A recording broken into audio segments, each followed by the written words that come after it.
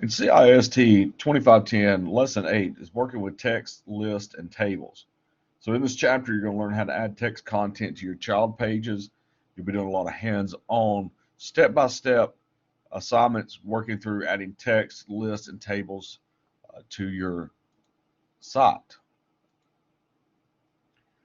Now, when we're creating and styling text, you need to learn the important how to import text contents from an RFT file and apply HTML headings and paragraph tags using the property inspector. Now, in this, the sample text is going to be inserted by creating a semantic structures. So you can go back and refer to lesson 2 if necessary to review the importance of these structures. In this session, you're going to learn how to use various productivity tools within Dreamweaver to create different structures. As each element is added or modified, you should be asked for alternative methods for performing the same task. There are going to be many different ways to perform the same operation.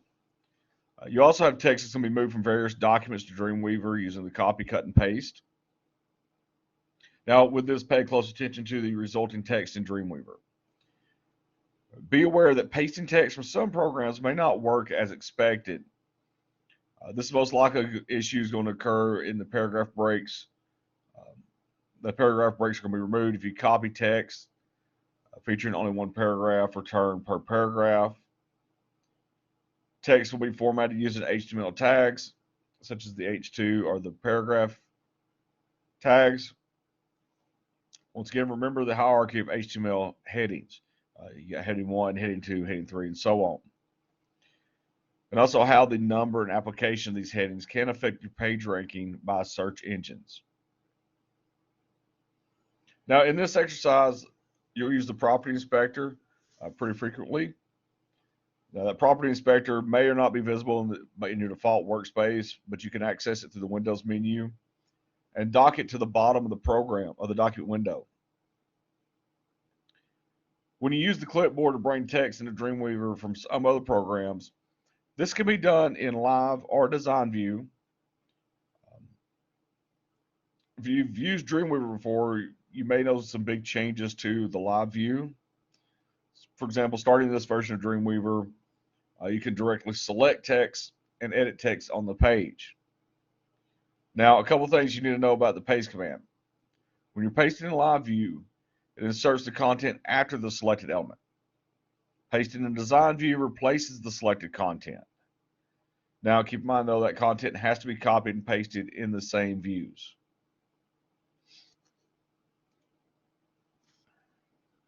You can use Dreamweaver's ordered or unordered list buttons to actually create and apply specific HTML code markups to your text. Now, one of the things I do is I recommend you experiment by applying or removing list formatting and examining the markup in the code or split view. You should also be aware that the tools work with the same way in any view of Dreamweaver, even if you cannot see the code itself. Now, I think it's important to emphasize how HTML lists provide additional information to the content for search engines like Google and Yahoo, and they over simply adding numbers or bullets on several paragraphs. Whenever possible, you should use standard HTML structures and semantic elements in all cases.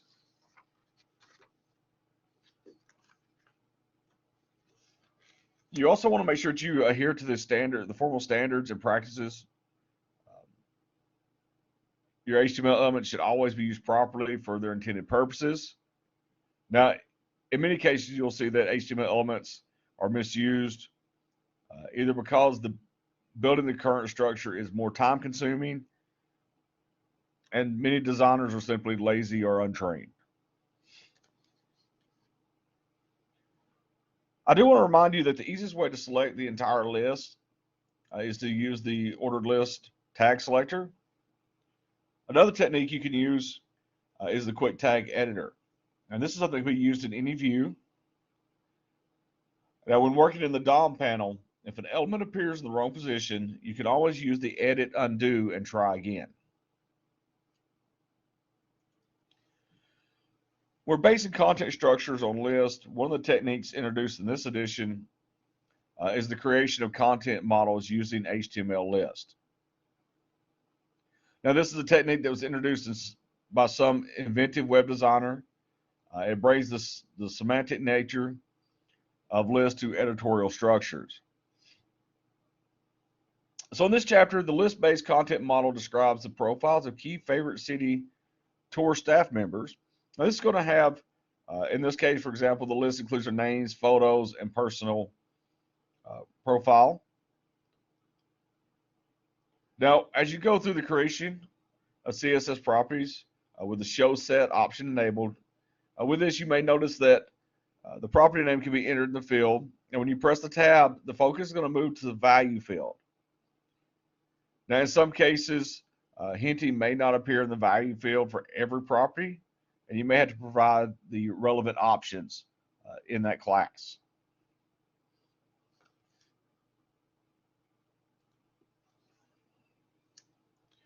So in this chapter, you're going to learn how to create, edit, and format the size and structures of an HTML table in a variety of ways. You'll learn how to create tables from scratch, copy and paste them from other HTML files, also how to create them automatically from comma-separated files that could be exported from programs such as Microsoft Excel. Now, these tables can be formatted and styled in several ways. Your CSS styling should be used in most of the instances, but HTML specifications are still acceptable in limited situations. So, for example, CSS is often loaded and rendered after the HTML code, and the HTML specifications will prevent tables from resizing as the page is rendered. Now, I also want to remind you that CSS will override any conflicting HTML attributes. I think this is also a good time to point out that Dreamweaver doesn't provide all possible CSS properties within its dialogues. With this, though, you can manually specify any valid property and value in the CSS style panel or directly within the CSS file itself. And these code hints will appear. Code hints, though, will appear for almost all valid properties and values. Misspelled words can detract from the professionalism and credibility of your website and its content. In fact, the content imported in this lesson will contain several words that were purposely misspelled. Do not correct these errors manually. If you notice them, you will learn in this chapter how to use Dreamweaver's spell check feature to locate and correct those errors. Spell check only functions in the design view. So if you're in any other view, the menu item will be grayed out when the document window displays live view.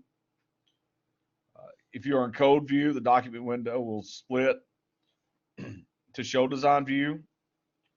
When you're working on your own projects and you need to use the spell check, you may need to go in and add specific terms to the Dreamweaver dictionary that you may use frequently.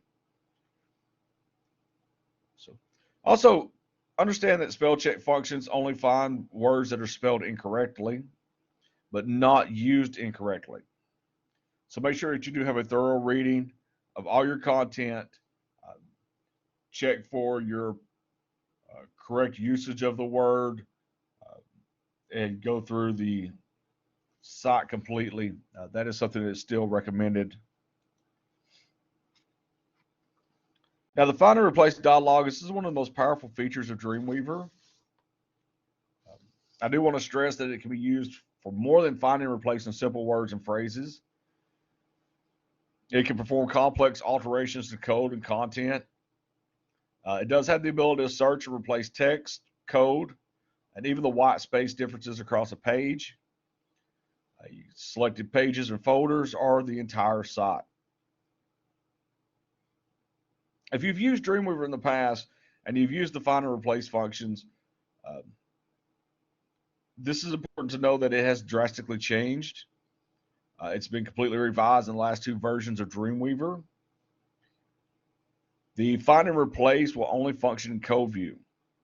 Now you should notice that there's a menu item specifically for the find and replace, as we see on the example on the screen.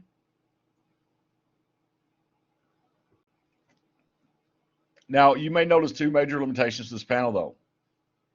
First, the function is now displayed as a dock panel and cannot be floated. This restricts the overall size of the document window, makes it harder to use on smaller screens or laptops. Secondly, you'll notice that the Dreamweaver no longer automatically inserts selected content when the selection is more than a few lines of code or more than one element. Another issue that can be annoying is that the replace field hides after each operation, requiring the user to open it manually each time.